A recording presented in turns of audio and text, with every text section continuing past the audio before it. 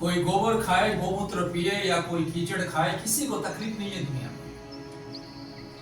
या कोई पत्थर को पूजा करे, कोई लकड़ी को पूजा करे, कोई मिट्टी को पूजा करे, या कोई गाय गोबर को पूजा करे, या कोई कीचड़ को पूजा करे, किसी को भी दुनिया में तकलीफ नहीं होता है। किसी का भी भावनाएं आहत नहीं होती है।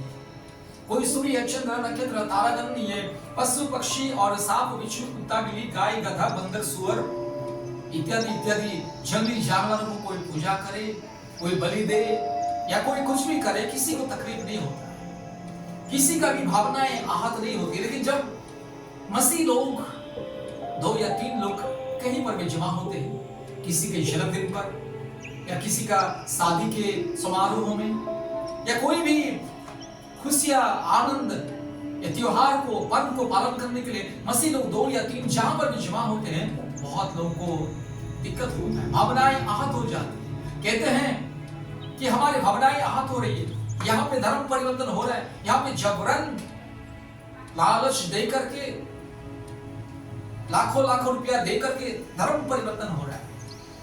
और सारी दुनिया को दिक्कत हो जाता है जब मसीह लोग इकट्ठा होकर प्रार्थना करते हैं, क्योंकि मसीह लोग की प्रार्थना में वो सामर्थ है कि सारी दुनिया को जीतने के लिए, सारी दुनिया में आगे बढ़ने के लिए, सारी दुनिया में उन्नति समृद्धि हासिल करने के लिए मसीह लोग के पास एक सबसे एक गुप्त रहस्य है, वो है प्रार्थना और उपवास। इसीलिए मसीह लोग जहां पर भी मन करते हैं इकट्ठा हो जाते हैं, प्रार्थना उपवास करते हैं और दुनिया को जलन हो जाती है। कोई दारू गांजा पी करके सड़क के किनारे पड़े रहे, कोई समाज में माँ बहनों को गंदी गंदी गाली दे या बलात्कार करे, चोरी करे, डकैती करे, लूटपाट करे, अन्याय, अत्याचार, दुर्नीति करे, भ्रष्टाचार को और भी बढ़ावा दे या आतंकवाद फैलाए, किसी को दिक्कत नहीं होता है, सबका मुंह बंद रहता है। लेकिन जब मसीह लोग बाइबल लेकर के कहीं पर भी जाने लगते हैं, कलीसिया या चर्च जाने लगते हैं, उपासना आराधना में जाने लगते हैं, कहीं पर भी किसी घरों में या किसी कलीसिया में प्रार्थना आराधना करने लगते हैं, तो सारी दुनिया को दिक्कत हो जाता है। सबको सिर दर्द होता है, पेट दर्द होता है, जलन होता है और कहने लगते हैं कि यहाँ पे गलत चीज हो रहा है, ये गैर कानूनी चीज हो रहा है, लालच देकर के धर्म परिवर्तन किया जा रहा है, यहाँ पे हमारी भावनाएं आहत हो रही है, ये सब होता है। मेरे प्यारे भाई, याद रखिएगा बाइबल में प्रमाण है, बाइबल में कि यीशु मसीह का 12 चेले थे, 12 चेले में से एक तो फांसी लगा के मर गया है। यीशु मसीह को धोखा दिया और पश्चाताप किया और बाद में फांसी लगा के मर गया। उसके बाद 11 में से और एक को नया शामिल किया गया। 12 लोग सारी दुनिया को हिला दिए हैं।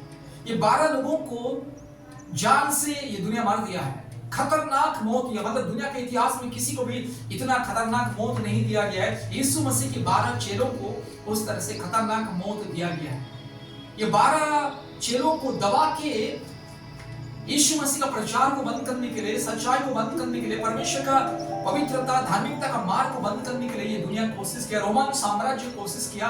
कितने हजारों साम्राज्य, राजा महाराजा लोग, बड़े बड़े विद्वान, धनवान, पराक्रमी, सामर्थी साम्राज्य, राजा महाराजा कोशिश किए हैं, लेकिन सब मिट गए हैं। ये 12 लोगों में से 120 हो गए हैं।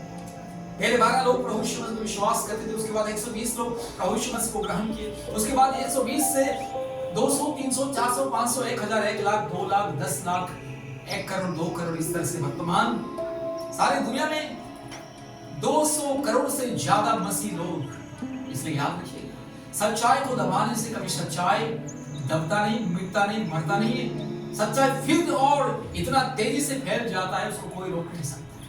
तो मसीह लोगों को भी ये दुनिया ऐसे दबाने के लिए कोशिश की, आज भी दबाने के लिए कोशिश करते हैं। जहां जहां मसीह लोगों के लिए सताव होता है, वहां वहां और भी तेजी से लोग प्रभु यीशु मसीह को ग्रहण करते हैं, अंधविश्वास को त्यागते हैं, मूर्ति पूजा को त्यागते हैं, काल्पनिक देवी देवताओं को त्यागते हैं, पाप और श्राप के बंधन को त्यागते हैं, अद्भुत रीति से अपने जीवन को परिवर्तन करते हैं। सच्चा खुदा, जिंदा खुदा, मुक्तिदाता प्रभु यीशु मसीह को विश्वास करते हैं। और जहां जहां मसीह लोगों के लिए सताव होता है, क्लेश होता है, वहां परमेश्वर बड़े बड़े अद्भुत चमत्कार करता है।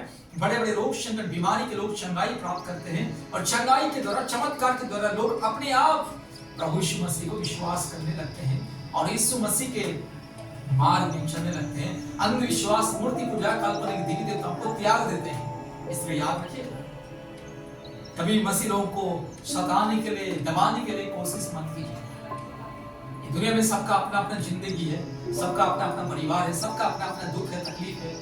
सबका अपना अपना प्रतिदिन का चिंता है, क्लेश है, टेंशन है। हर एक इंसान अपने अपने व्यक्तिगत जीवन में व्यक्तिगत चिंता, टेंशन, अपने पारिवारिक जीवन में अपने परिवार का चिंता, दुख, क्लेश, टेंशन लेकर के जीता है। इसलिए कोई किसी को दबाने के लिए कोशिश ना करने से अच्छा है।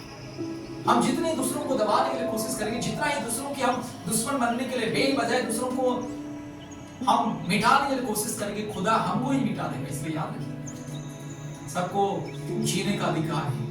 भारत का संविधान में एक बहुत ही सुंदर अधिकार दिया है कि ये दुनिया में, हमारे भारत देश में सबको एक स्वतंत्रता दिया गया है, व्यक्तिगत आजादी, धार्मिक स्वतंत्रता दिया गया है।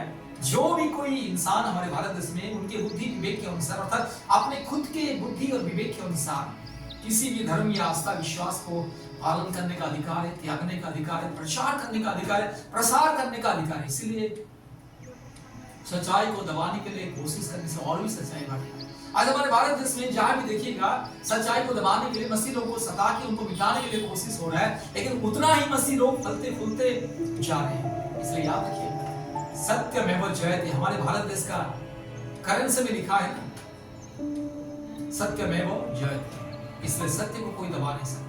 सत्य परमेश्वर प्रभु यीशु मसीह को विश्वास करे, चंगाई, छुटकारा, मुक्ति को प्राप्त करे। अगर आपके जीवन में कोई भी रोग, संकट, समस्या, बीमारी, तकलीफें, मुश्किलें, बाधाएं, कष्ट है, यीशु मसीह को विश्वास करे, आप उस आपके बंधन से मुक्ति मिलेगा। हर प्रकार के रोग और संकट से मुक्ति मिलेगा, छुटकारा, चंगाई, मुक्ति मिलेगा। प्रभु यीशु मसीह आपको विशेष करके बहुत ऐसे आशीष करेगा।